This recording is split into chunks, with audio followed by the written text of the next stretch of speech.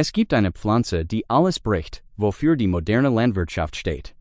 Sie liefert doppelt so viele Kalorien pro Hektar wie die Kartoffel. Sie übersteht Kälte, die den Weizen tötet. Einmal gepflanzt, kauft man nie wieder Saatgut.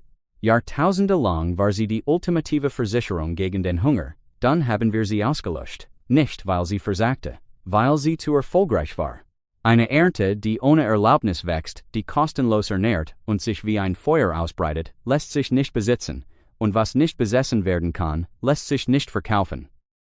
Das ist die Geschichte der Topinambur, einer Pflanze, die 2 Weltkriege überdauerte und noch heute unter unseren Füßen wartet. Im Jahr 1605 landet der Entdecker Samuel de Champlain an der Küste des heutigen Massachusetts. Die einheimischen Völker empfangen ihn mit einem Fest. Unter den Gerichten ist eine knollige Wurzel, die sie Sonnenwurzel nennen. Champlain füllt den Laderaum seines Schiffes damit und segelt nach Frankreich zurück. Europa war damals am Verhungern, Boden erschöpft. Hungersnöte alle paar Jahre. Die Kartoffel wurde noch gefürchtet, aber die Topinambur breitete sich wie Erlösung aus. Kein Dünger, keine Pflege. Pflanz eine Knolle im Frühling, Ernte im Herbst.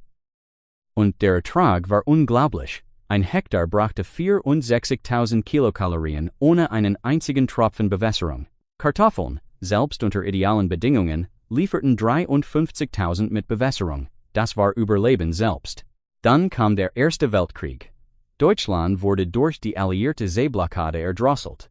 Der Winter 1906, der Steckrübenwinter. Menschen aßen Viehfutter, weil die Kartoffeln versagt hatten. Topinambur rettete einige, wild gewachsen auf vergessenen Feldern. Sie konnte nicht blockiert werden. Sie wartete einfach im Boden auf verzweifelte Hände. Der Zweite Weltkrieg war schlimmer. In Frankreich beschlagnahmten Besatzungskräfte 80% aller Lebensmittel. Was für Familien übrig blieb, waren Reste. Topinambur, Rüben, Gemüse, das sonst für Schweine bestimmt war. 9 Jahre lang überlebten Millionen damit. In den Niederlanden, im Winter 1944, starben 22.000 Menschen an Hunger. Mütter gruben gefrorene Erde mit bloßen Händen auf der Suche nach Knollen. Nach der Befreiung weigerten sich Überlebende, sie zu essen. Eine ganze Generation verband Topinambur mit dem Tod, mit Besatzung, mit dem Schlimmsten. Das Gemüse, das Millionen gerettet hatte, wurde zum Symbol des Leidens und verschwand aus Märkten, Kochbüchern, dem Gedächtnis. Ich möchte Ihnen von einer Begegnung erzählen, die ich vor einigen Jahren hatte. Eine Frau, nennen wir sie Ingrid, damals 82 Jahre alt, aus der Nähe von Kassel. Ich fragte sie beiläufig, ob sie Topinambur kenne. Sie schwieg für einen Moment.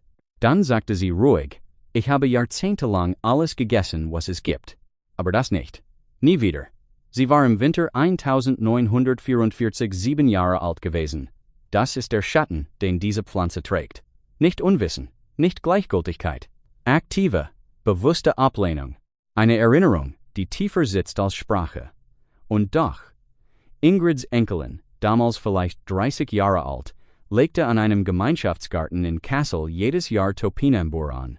Nicht weil sie die Geschichte vergessen hatte, sondern weil für sie diese Knollen etwas anderes bedeuteten. Freiheit, Unabhängigkeit. Eine Pflanze, die wächst, ohne dass jemand sie kauft, düngt oder bewässert. 2 Generationen, dieselbe Pflanze, 2 völlig verschiedene Wahrheiten. Das ist keine Kleinigkeit. Das ist eine der tiefsten Fragen, die Erinnerung an uns stellt. Wann hört Trauma auf, Wissen zu sein? Wann beginnt es, uns davon abzuhalten, das Richtige zu erkennen? Ich beantworte das nicht. Ich stelle die Frage nur. Was ich sagen kann, in Deutschland findet gerade eine stille Neubewertung statt. Nicht in Supermärkten, nicht in der Werbung, in Kleingärten, in Schulprojekten, in Kochkursen für Jugendliche, die noch nie etwas von der Hungerzeit gehört haben. Diese Generation fragt nicht, was eine Pflanze in der Vergangenheit bedeutet hat. Sie fragt, was sie jetzt leisten kann. Und die Antwort überrascht viele. Denn Topinambur ist nicht nur eine alte Pflanze, die überlebt hat. Sie ist, in den Augen moderner Agrarforscher, eine Pflanze der Zukunft.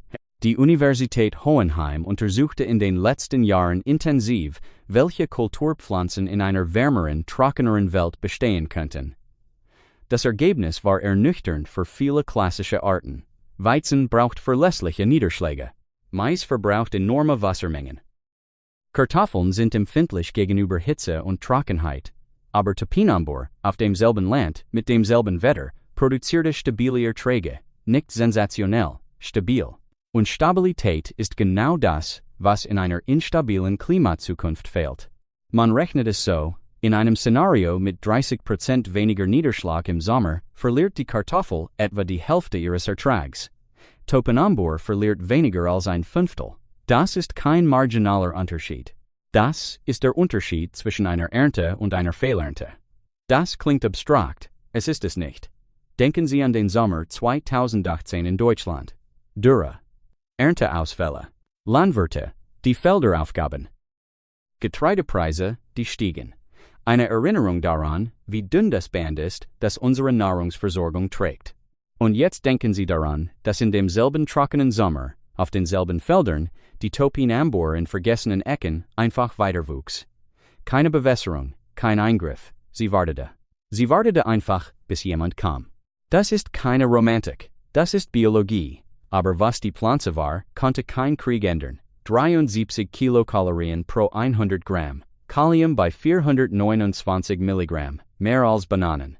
Eisen, Kupfer, B-Vitamin. Die wahre Kraft liegt im Inulin, 50 bis 60% des Gewichts. Inulin passiert den Magen unverdaut und erreicht den Dickdarm unversehrt. Dort ernähren sich nützliche Bakterien, vor allem Bifidobacterium, davon. Sie produzieren Fettsäuren, die den pH senken, Krankheitserreger blockieren und Calcium besser absorbierbar machen. Studien zeigen, dass regelmäßiger Konsum Verstopfung lindert und die Immunfunktion stärkt. Kartoffeln lassen den Blutzucker in die Höhe schießen. Topinambur nicht. Der glykämische Index liegt bei etwa 19. Weißbrot liegt bei 75, Kartoffeln bei 78.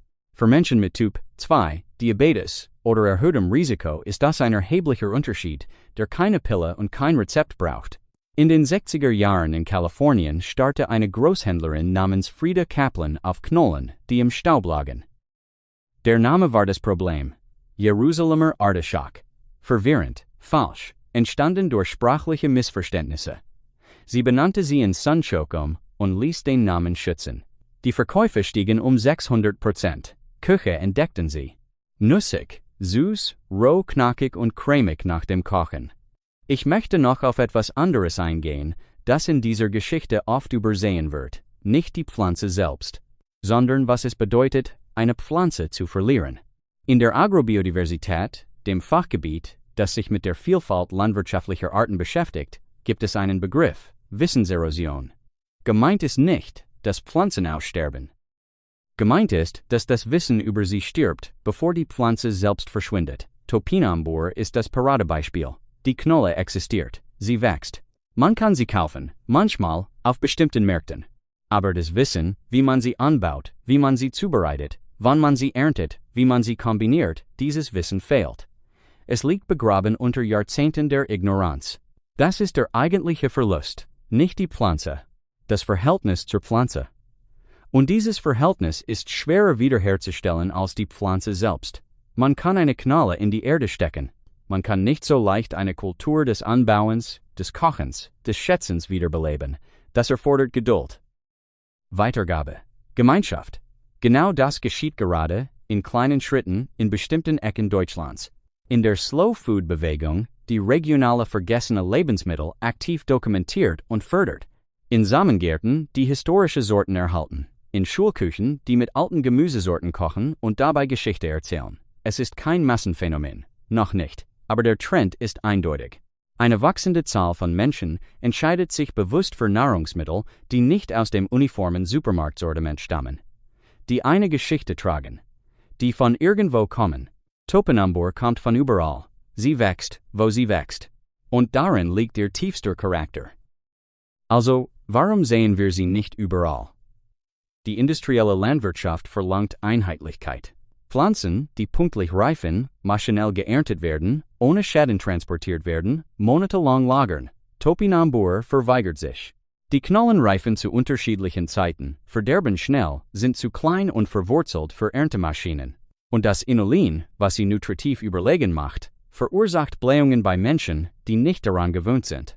Der Darm braucht Wochen zur Anpassung. Die Industrieernährung hat keine Zeit für Anpassung. Also bleibt sie eine Nische. Wochenmärkte, Hausgärten, vergessene Ecken. Und dieses Vergessen ist die eigentliche Geschichte. Die Topinambur übertrifft Kartoffeln im Ertrag, heilt toten Boden, ernährt Gemeinschaften ohne Mittelsmann. Sie kann nicht patentiert werden, nicht besessen, nicht als dauerhafte Einnahmequelle genutzt werden. Also nennt man sie primitiv. Schwierig. Ungeeignet. Das Muster wiederholt sich durch die Geschichte. Pflanzen, die Eigenständigkeit ermöglichen, werden systematisch vergessen. Nicht weil sie versagen, sondern weil sie ohne Ketten erfolgreich sind. Der Klimawandel kommt. Dürren, Überschwemmungen, Hitze. Die Pflanzen, die 8 Milliarden Menschen ernähren, wurden für Stabilität gezüchtet. Diese Stabilität endet. Topinambur wurde im Chaos geboren. Sie übersteht Kälte bis -30 Grad. Sie wächst auf ausgelaugtem, verdichtetem Boden, wo andere Pflanzen sterben. Sie übertrifft Mais im Ertrag mit einem Drittel des Wasserverbrauchs. Und man kann sie selbst anbauen. Ein Gartenbeet. 3 Knollen im Herbst. Im Frühling 30. Im nächsten Jahr 60. Ein Prinzip, das keine Genehmigung braucht. Wir haben die Topinambur nicht verloren, wir haben sie nur vergessen. Aber vergessen ist nicht endgültig. Das Wissen lebt im Boden. In jedem wilden Bestand, in jeder entkommenen Knoll, in jedem Gärtner, der 3 pflanzt und 30 erntet. Überfluss war immer hier, wuchs im Dreck, kostenlos. Wenn euch diese vergessenen Geschichten etwas bedeuten, abonniert diesen Kanal und teilt dieses Video. Das nächste Archiv öffnet sich bald. Lassen Sie mich noch einmal auf etwas zurückkommen, das ich vorhin erwähnt habe. Das Inulin. Denn dieser Begriff taucht in der Ernährungswissenschaft immer häufiger auf, und es lohnt sich, genau zu verstehen, was dahinter steckt. Man kann sich den Dickdarm wie einen Garten vorstellen. Ohne regelmäßige Pflege wächst dort mit der Zeit mehr Unkraut als Nützliches. Inulin ist der Dünger für die guten Bakterien. Es füttert gezielt jene Mikroorganismen, die wir in teuren Probiotika kaufen, die wir in Apotheken finden. Mit dem Unterschied, dass Topinambur seit Jahrhunderten kostenlos wächst, in jedem Kleingarten, an jedem Wegrand. Forscher untersuchten in den 90er Jahren, wie sich präbiotische Fasern, zu denen Inulin gehört, auf Menschen auswirken. Das Ergebnis war eindeutig. Regelmäßiger Konsum verbesserte die Darmflora messbar innerhalb weniger Wochen. Verstopfung nahm ab. Entzündungsmarker im Blut sanken. Das Calcium, das der Körper aus der Nahrung aufnimmt, stieg, weil ein gesunder Darm Mineralien viel effizienter absorbiert. Das ist keine Kleinigkeit. Millionen Menschen in Deutschland nehmen täglich Abführmittel, die langfristig den Darm schwächen können, und die ganze Zeit wartete eine andere Möglichkeit unter der Erde. Interessant ist auch, was Topinambur mit dem Boden macht. Auf verdichtetem, ausgelagtem Boden, wo Tomaten und Salat versagen, wächst Topinambur ohne Zögern. Ihre tiefen Wurzeln, die bis zu 1 Meter in die Erde reichen, brechen harte Schichten auf. Sie holt Mineralien an die Oberfläche, die für flacher wurzelnde Pflanzen völlig unerreichbar sind. Sie schützt vor Erosion. Und wenn man die Knollen erntet, hinterlässt man organische Masse im Boden, die ihn reicher macht als zuvor. In der deutschen Permakulturbewegung gilt Topinambur nicht als Ergänzung, sondern als Grundstein. Einmal pflanzen, immer ernten. Den Boden verbessern, während man ihn benutzt. Eine Philosophie, die indigene Völker Nordamerikas vor Tausenden von Jahren entwickelten und die heute in deutschen Kleingärten wiedergeboren wird. Was den Geschmack betrifft, ist die Geschichte der Kriegsjahre bis heute ein Schatten, den viele mit der Pflanze verbinden. Aber Topinambur schmeckt nicht wie Elend. Sie schmeckt wie Herbst. Roh gegessen hat sie eine nussige Note, ähnlich einer Wasserkastanie, mit einem Hauch Süße. Gedämpft wird sie weich und cremig. Geröstet im Ofen entwickeln die Knollen eine goldene Karamellnote. Berliner Köche der neuen deutschen Küche griffen in den Nullerjahren genau darauf zurück. Sonnenwurzelsuppe, geröstete Knollen zu Wild, Chips als Beilage. Die Pflanze, die jahrzehntelang nur auf Bauernhofständen zu finden war, betrat die besten Küchen des Landes. Die Zubereitung ist einfach. Knollen schrubben, nicht schälen. Dann kochen, braten, dämpfen oder roh in Salaten verwenden. Das Einzige, was man wissen muss, mit kleinen Mengen beginnen. Dem Darm 2-3 Wochen Zeit geben, sich an das Inulin zu gewöhnen. Dann verschwinden die Blähungen, und was bleibt, ist eine Pflanze, die seit Jahrhunderten auf uns wartet.